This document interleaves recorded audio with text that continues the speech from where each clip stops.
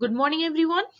सो आज हम लोग सेमेस्टर 2 स्टार्ट करेंगे एंड मैं आप लोगों का सब्जेक्ट लूंगी कॉर्पोरेट लॉ, जो कि एक कोर कोर्स है एंड इसका कोड है C4। तो आज हम लोग इंट्रोडक्शन देखेंगे। कॉर्पोरेट लॉ को कंपनी लॉ भी कहा जाता है। तो आज हम लोग देखेंगे about the meaning and definition of a company. So company क्या है? What is company?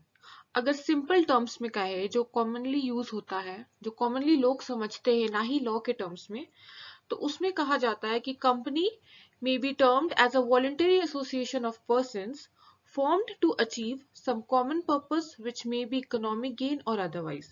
तो कंपनी एक voluntary association है of persons।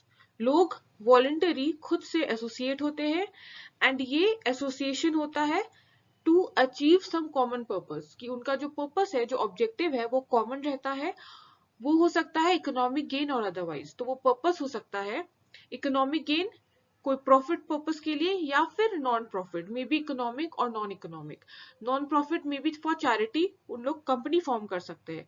तो यही होता है कंपनी सिंपल टर्म्स में। A company may be termed as a voluntary association of persons formed to achieve some common purpose which may be economic gain or otherwise। आगे जाते हैं, according to law what is company, वो देखते हैं। तो definitions देखते हैं as per section 2 subsection 20 of the companies act 2013। तो पहले ये जो कंपनीज एक्ट है वो था अंडर 1956, कहा जाता था कंपनीज एक्ट 1956। बाद में कुछ चेंजेस, कुछ अमेंडमेंट्स के साथ आया कंपनीज एक्ट 2013। तो हम लोग पढ़ेंगे अबाउट कंपनीज एक्ट 2013। तो इंडिया में जितने भी कंपनीज है जो इनकॉर्पोरेट हुए होंगे या फिर जो इंडिया में बने हैं, वो उसमें जितने भी रूल्स एंड रेगुलेशंस अप्लाई होते हैं वो होते हैं एज पर कंपनीज एक्ट 2013। तो ये कंपनीज एक्ट 2013 है, यही रेगुलेट करता है कंपनीज जो भी इंडिया में है। तो देखते हैं एज पर दिस एक्ट क्या है company. Company means a company incorporated under this act or under any previous company law.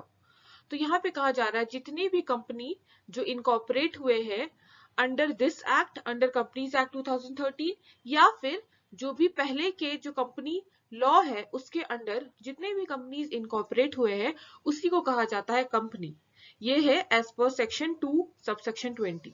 तो ये डेफिनेशन पढ़ के इतना तो क्लियर हो गया कि जितना भी कंपनी जो इनकॉर्पोरेट हुआ है इस एक्ट के अंडर, जो रजिस्टर हुआ है प्रॉपरली अंडर दिस एक्ट, वही कंपनी कहलाता है।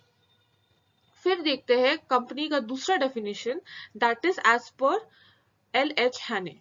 ये डेफिनेशन सिंपल है एंड काफी यूज किया जाता है। ये है, a company is an artificial person created by law having a separate entity with a perpetual succession and common seal.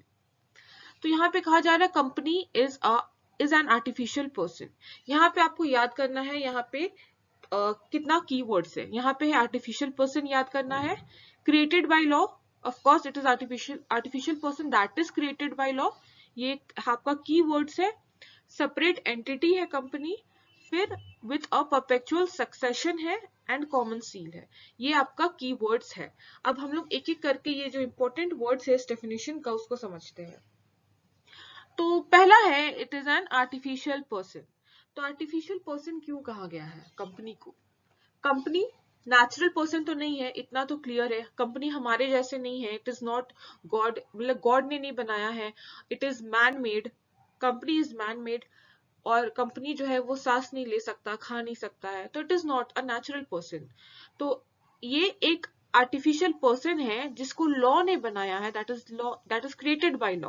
और आर्टिफिशियल पर्सन क्यों कहा जाता है?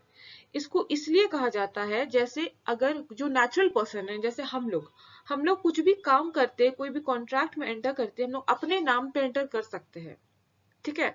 तो यहाँ पे कंपनी के लिए भी यही दिया गया है, यही फैसिलिटी दिया गया है, इसलिए उसको आर्टिफिशियल पर्सन कहा गया है।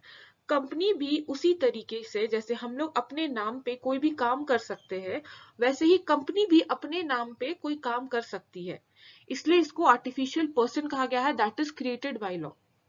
आगे है having a separate entity. Separate entity का मतलब है company is distinct from its members. मतलब कंपनी अलग है अपने मेंबर्स से। तो ऑब्वियस है कंपनी एक आर्टिफिशियल पर्सन है, उसका खुद का अपना नाम है, जो अपना कुछ भी वो कॉन्ट्रैक्ट भी करे तो कंपनी अपने नाम से एंटर कर सकता है। तो उसका सेपरेट एंटिटी भी होता है, वो अपने मेंबर्स पे डिपेंड नहीं करते हैं उस तरीके से। यानी कि अगर कंपनी कुछ एक्टिविटी करेगा, कुछ काम करेगा, तो उसका इम्पैक्ट उसके मेंबर्स पे नहीं होगा, कंपनी खुद ही लायबल होगा। एंड अगर मेंबर्स भी कुछ कर रहे हैं तो मेंबर्स का कुछ इम्पैक्ट है वो कंपनी पे नहीं पड़ेगा। इसके कुछ एक्सेप्शंस होते हैं, वो हम लोग आगे पढ़ेंगे। तो इसलिए यहाँ पे कहा गया है कि कंपनी जो है वो सेपरेट एंटिटी है, वो डिफरेंट है, डिस्टिंक्ट है फ्रॉम इट्स मेंबर्स। मतलब वो अलग है अपने मेंबर्स से, उनका अपना खुद का एक आइडेंटिटी है। आगे है with a perpetual succession. Perpetual succession का मतलब है कंपनी जो है वो कंटिन्यू होती है, उसका कॉन्टिन्यूअस एग्जिस्टेंस होता है।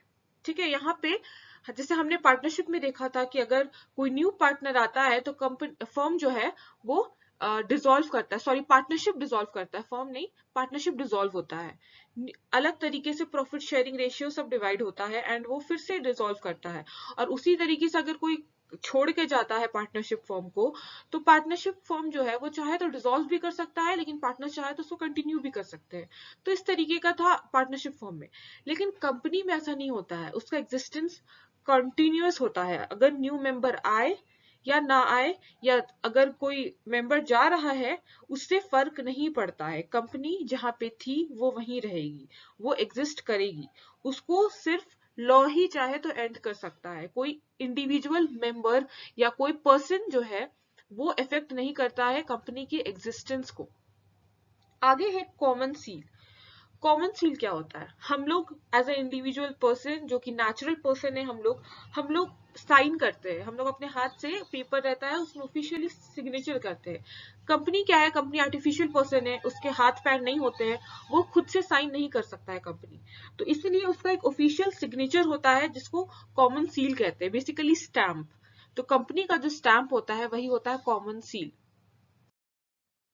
सो आज के क्लास में हमने किया about the meaning of a company, definition of a company, and next class में हम लोग कंटिन्यू करेंगे विद द इंट्रोडक्शन, और हम लोग करेंगे उसमें कैरेक्टरिस्टिक्स ऑफ अ कंपनी।